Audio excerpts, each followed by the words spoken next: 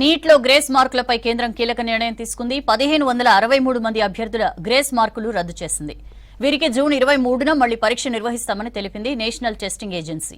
మరోవైపు నీట్ అవినీతిపై సుప్రీంకోర్టు పర్యవేక్షణలో విచారణ జరగాలని డిమాండ్ చేస్తున్నారు ప్రతిపక్ష నేతలు. నీట్ పరీక్షలో భారీ కుంభకోణం దాగుందంటున్నారు విపక్ష నేతలు.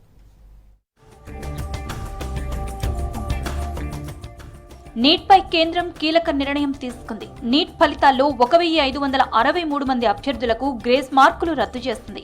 1563 మంది విద్యార్థులకు జూన్ 23న మళ్లీ పరీక్ష నిర్వహించనున్నట్లు ప్రకటించింది ఎన్టీఏ. పరీక్షలు రాసే విద్యార్థులకు ఈమెయిల్, మెసేజ్ల ద్వారా పర్సనల్ గా సమాచారం ఇస్తామంది national testing agency. NEET leakage ఆరోపణలపై విచారించిన సుప్రీంకోర్టు వెబ్ కౌన్సిలింగ్ పై స్టే ఇచ్చేందుకు నిరాకరించింది.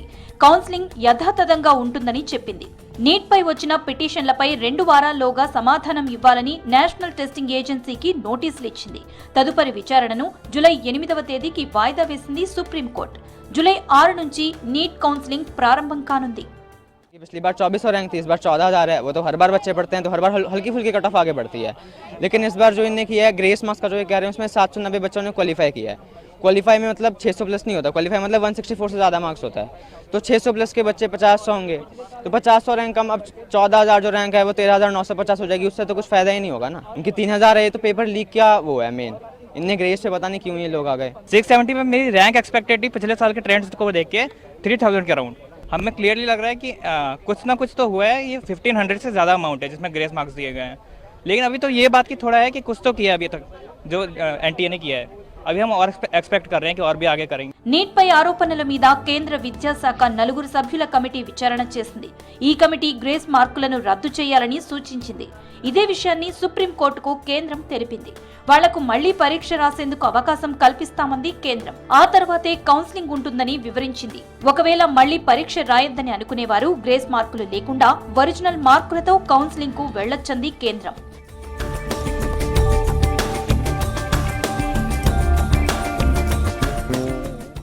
నీట్ పేపర్ లీక్ కాలేదని, నిర్వహణలో ఎలాంటి అవినీతి జరగలేదన్నారు కేంద్ర విద్యాశాఖ మంత్రి ధర్మేంద్ర ప్రధాన్. నీట్ పరీక్షలో సమస్యలకు కారణమైన వారిపై కఠిన చర్యలు ఉంటాయని స్పష్టం చేశారు. నీట్ పై రాజకీయాలు చేయొద్దని సూచించారు ధర్మేంద్ర ప్రధాన్. उन 6 सेंटर में लगभग 1563 स्टूडेंट उसमें परीक्षा दे रहे थे। उनके मन में आया कि भाई ये हमारी साथ थोड़ा अन्याय हुई है, हमारी टाइम लॉस हुई है, हमारे लिए कुछ सोचनी चाहिए।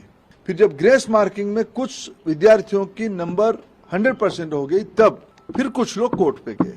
23 जून को 1563 स्टूडेंट को दोबारा वो परीक्षा उसको भी ऑप्ट कर सकते हैं, नहीं तो अगर उनको उसमें ना देके और एक चांस लेना है तो वो 23 जून को एक बार परीक्षा भी दे सकते जो चाहेगा। నీట్ పరీక్షలో గ్రేస్ మార్కులు ఒక్కటే సమస్య కాదన్నారు కాంగ్రెస్ అధ్యక్షుడు మల్లికార్జున ఖర్గే. నీట్లో రిగ్గింగ్ కూడా జరిగిందని ఆరోపించారు. మోదీ సర్కార్ చేతగానితనంతో 24 లక్షల విద్యార్థుల భవిష్యత్తు ప్రమాదంలో పడిందన్నారు.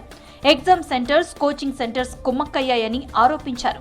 నీట్ కుంభకోణంపై సుప్రీంకోర్టు పర్యవేక్షణలో దర్యాప్తు జరగాలని డిమాండ్ చేశారు కాంగ్రెస్ నేతలు. BJP governments attitude towards the ongoing demand for an inquiry into the NEET exam is irresponsible, insensitive. We demand a Supreme Court monitored investigation into this entire scandal which has affected around 24 lakh students.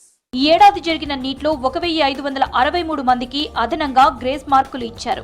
NCERT పాఠ్య పుస్తకాల్లో మార్పులు, పరీక్ష కేంద్రాల దగ్గర సమయం కోల్పోవడంతో grace మార్కులు కలిపారు. దీంతో ఎన్నడూ లేని విధంగా 67 మంది విద్యార్థులు 720కి 720 మార్కులు సాధించారు.